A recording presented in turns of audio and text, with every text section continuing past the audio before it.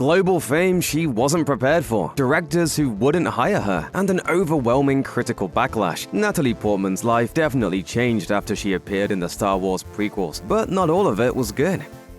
While Star Wars Episode 1 The Phantom Menace wasn't Natalie Portman's first film, the young star was still new to the industry when she first stepped into Padmé's shoes. She was only 14 when she was cast in the role. It's a huge commitment to sign on for 3 films. Despite the franchise's indelible spot in the cultural lexicon, Portman had never seen the original films prior to getting cast as a future mother of Luke and Leia. As a result, she was somewhat unaware of how big of a deal the films actually were, especially for a girl who was still in high school. She was even absent from the film's first US premiere to prioritize her final exams. The young actor admitted years later how overwhelmed she was by the Star Wars spectacle as a teen, telling CNN, "It's really different from being in other kinds of films. It's huge. It's everywhere you go." She quickly learned that, whether as a teenager or an adult, the global fame of appearing in the most highly anticipated Star Wars movie of all time was bound to change her life for good.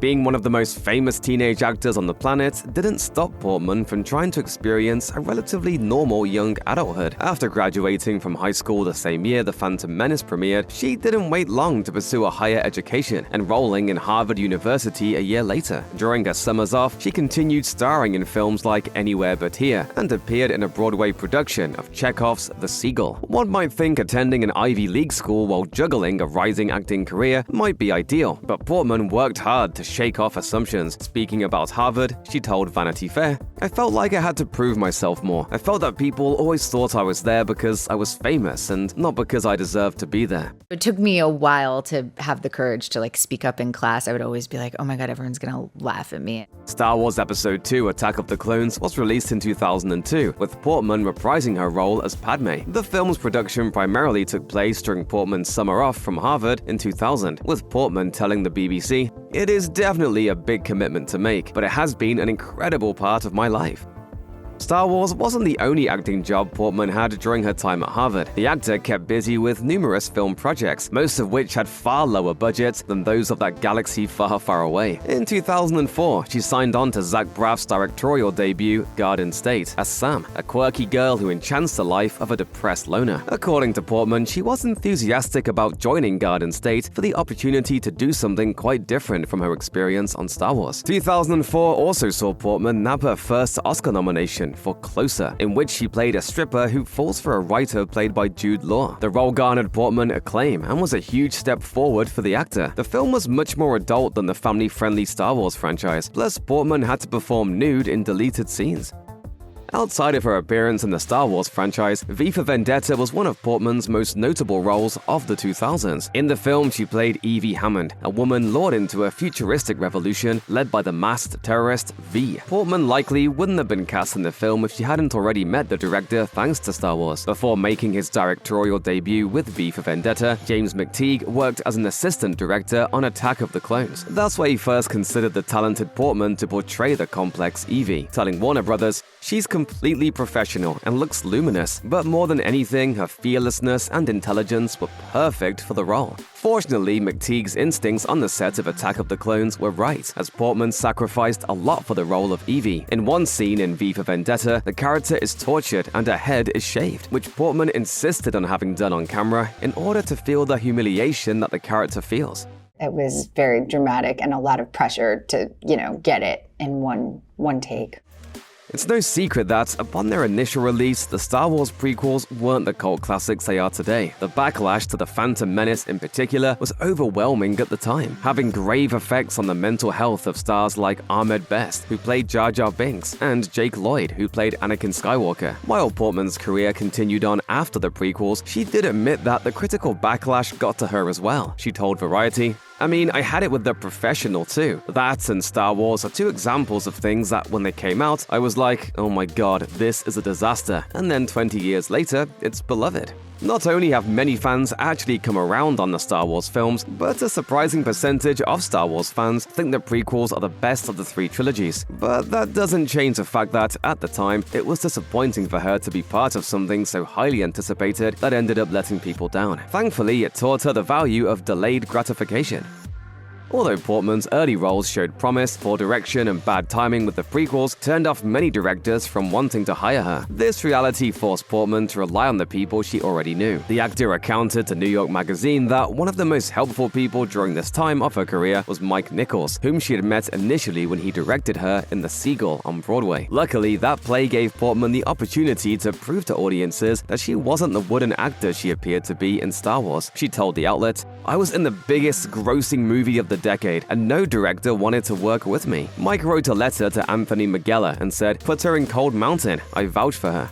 By the time films like Garden State and V for Vendetta were released, Portman was able to rehabilitate her image as a serious actor. But still, accusations that she wasn't talented would haunt her even after she won the Oscar for Black Swan, with many claiming she still didn't deserve the acclaim she had earned.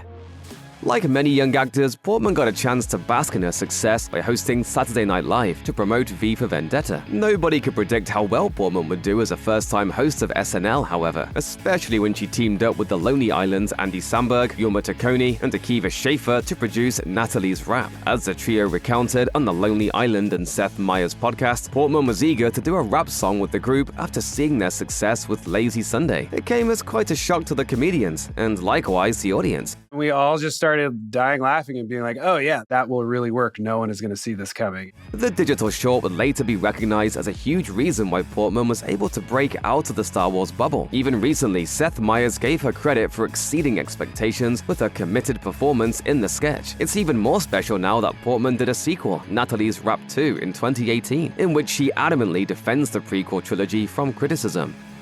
Between a Harvard education and burgeoning film career, you'd be forgiven for thinking Portman didn't have time for a personal life. However, the actor met her future husband, Benjamin Millepied, while working on Black Swan, and the couple had 2 children together before divorcing in 2024. While her Star Wars character never got to be a mother to Luke and Leia, Portman learned a lot from the experience, particularly when it came to how she approached her kids' investment in the sci-fi franchise. Although her oldest son has seen the Star Wars sequel trilogy, she has purposefully kept both her children from seeing the prequels, because despite being proud of the films, Portman doesn't want her kids to see her only as Padme. In fact, it's unlikely she'll ever show her kids the Star Wars prequels, for one specific reason. She recounted on Jimmy Kimmel Live in 2016, "When I made it, I was like, this is going to be the coolest thing. One day when I have kids, I can show them. Then I realized I die in the movies. I feel like it's kind of a scary thing to show your kid." In 2020, she told Fatherly she was still waiting to introduce her children to Padme, as she didn't want them to see her as, quote, as anything other than their mom. Portman has continued to stay close to the realm of sci-fi in recent years, though she's appeared in much more serious projects than the Star Wars prequels. One example of this is 2018's Annihilation, in which she plays a cellular biologist who travels with an all-female crew of scientists to explore a zone originating from a meteor. The film pairs Portman with an on-screen husband, played by Oscar Isaac, who, at the time of filming the movie, was in the midst of playing Poe Dameron in the Star Wars sequels. As addressed on Jimmy Kimmel Live, this connection between the screen couple was not lost on them. Portman took Isaac up on his offer to bring her to the Star Wars set, and despite her history with the franchise, she likens the experience to an "aren't I a cool mom" move. Oscar hooked us up. Yeah, it was great. Enough time has passed since the Star Wars prequels that even some of Portman's closest collaborators have forgotten about her involvement in them. At least Taika Waititi has. Portman joined forces with the actor-director on Thor: Love and Thunder. Waititi was adamant about including her in the Thor Ragnarok sequel to play the mighty Thor, though it apparently wasn't a long conversation before Portman said yes. In addition to that film, Waititi has also been working on a Star Wars project that might or might not ever happen. Unfortunately, his Star Wars movie likely won't involve Portman, but not for lack of trying. As the director confessed to Rolling Stone, "I said, I'm trying to work on a Star Wars thing. Have you ever wanted to be in a Star Wars movie?" She said, "I've been in Star Wars movies. I forgot about those ones." In 2023, Portman appeared in May December, a drama in which she plays an actor studying the life of a wife and husband whose relationship began when he was a teenager and she was in her 30s. A Netflix movie based on a disturbing real-life sex scandal, it ignited a lot of conversations in the press about the treatment of children by Hollywood and the exploitation of trauma, which resonated a lot with Portman given her history as a child actor. Seeing as she rose to prominence as a teenager in the Star Wars prequels, Portman has bittersweet feelings about the morality behind child labor in Hollywood. She told Variety, "I feel like it was almost an accident of luck that I was not harmed, also combined with very overprotective, wonderful parents. I've heard too many bad stories to think that any children should be part of it." It's not hard to imagine how thankful Portman is that she made it out of the child stardom machine unscathed, especially considering how crazy the circus surrounding the Star Wars franchise is. It just goes to show that no actors will ever be defined by one performance, especially when they have a lot of growing up to do in the years after.